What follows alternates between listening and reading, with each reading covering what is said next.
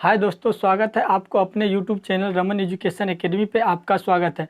अगर आप इस चैनल पे प्रथम बार आए हैं तो कृपया इस चैनल को सब्सक्राइब कर ले तथा बेल आइकन को दबा दे ताकि आपके पास वीडियो का नोटिफिकेशन आपके पास पहुंचती रहे।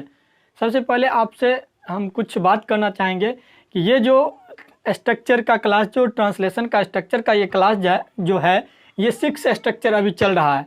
अगर आप प्रथम बार इस स्ट्रक्चर वाले क्लास पे आए, इस चैनल पे आए हैं, तो सबसे पहले आप पिछले स्ट्रक्चर को जाके देख लीजिए, तब आपको ये 5 स्ट्रक्चर समझ में आएगा।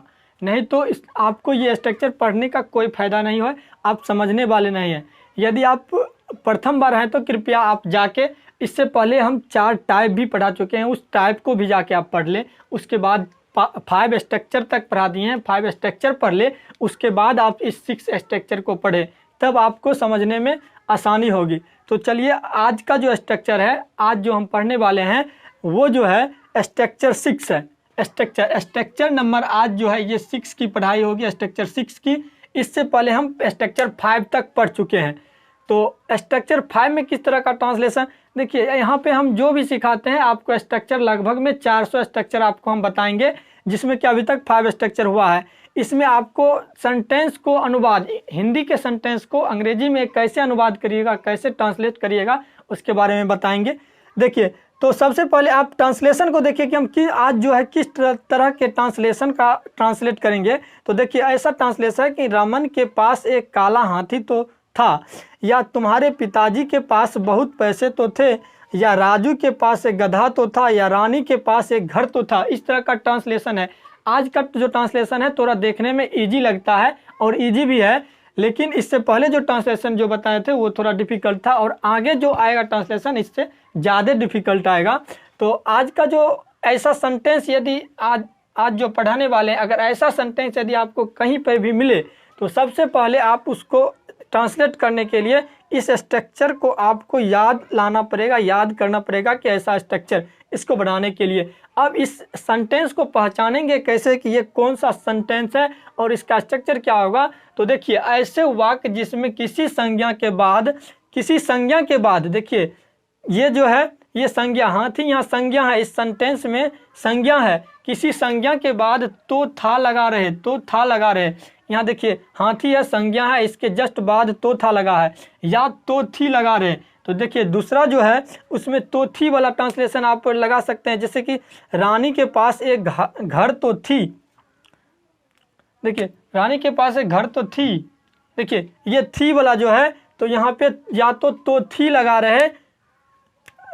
लगा रहे, नहीं तो अगर वो सब नहीं हो तो था लगा रहे, तो थे लगा रहे। जैसे कि यहाँ तुम्हारे पिताजी के पास बहुत पैसे तो थे, इस तरह का ट्रांसलेशन लगा हो, तो वैसे वाक्य से पता चलता है कि इसमें भी भूतकालिक संज्ञा को जोरदार बनाया गया है। अतः इसका अनुवाद जो करे इस रूल से करे, इस तरह से। अब नोट में देखिए, नोट कुछ देख लीजिए, तब आपको ट्रांसलेट करने में सहूलियत होगी, आसानी होगी। सभी सब्जेक्ट के साथ आपको डिड का प्रयोग करना है, डिड का प्रयोग कीजिए।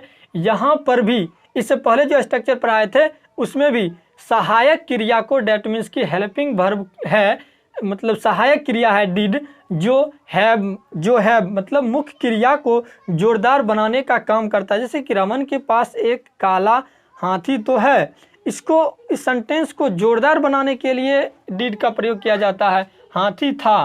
हाथी था तो इसको हाथी तो था, इसको जोरदार बनाया जा रहा है। तो इसका ट्रांसलेशन इस स्ट्रक्चर से करिएगा। तो स्ट्रक्चर आपको यहाँ ऊपर में दिया गया, आपको यहाँ पे ट्रांसलेट करना है। तो सबसे पहले आप सब्जेक्ट लिखिए। सब्जेक्ट क्या है, तो देखिए सब्जेक्ट जो है, ये सब्जेक्ट में आप रमन है, रमन लिखिए, रमन।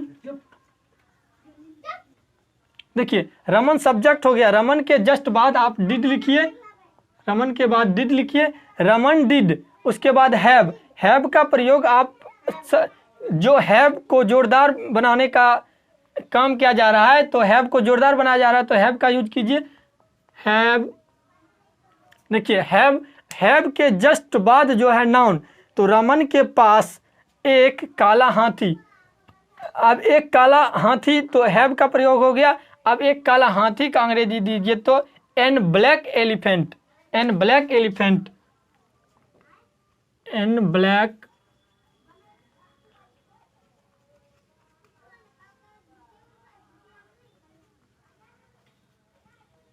एंड ब्लैक एलिफेंट,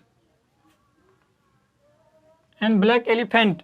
देखिए हम अब नेक्स्ट में जो है, तुम्हारे पिताजी के पास बहुत पैसे तो थे, तो तुम्हारे पिताजी सबसे पहले सब्जेक्ट क्या हो गया, जैसे नेक्स्ट में जो देखिए तुम्हारे पिताजी के पास बहुत पैसे तो थे, यहाँ पे सब्जेक्ट हो गया तुम्हारे पिताजी, सब्जेक्ट लिखिए, सब्जेक्ट जो है योर फादर, योर फादर लिखिए,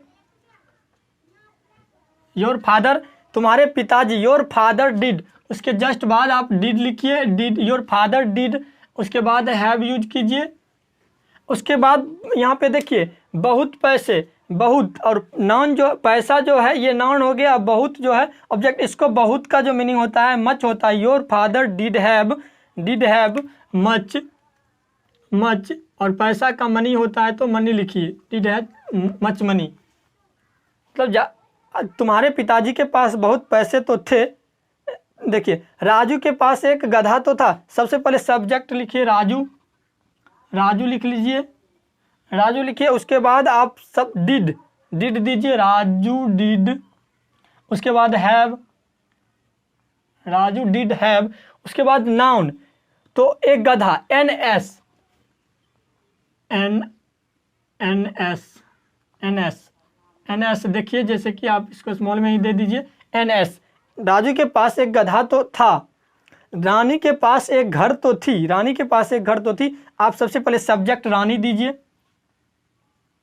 रानी दीजिए, रानी के पास एक घर तो था, रानी डिड, उसके अकॉर्डिंग डिड, डिड के बाद हैव दीजिए, हैव, एक घर, अ हाउस, या अ हाउस या अ होम, अ हाउस।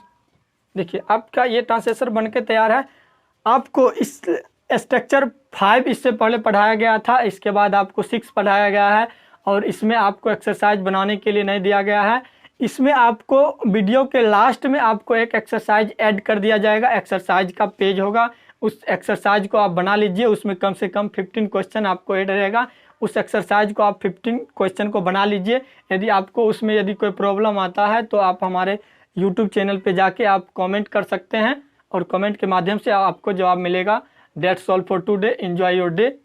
तो एक्सरसाइज के रूप में इसे बना ले और अपने नोटबुक में नोट कर ले।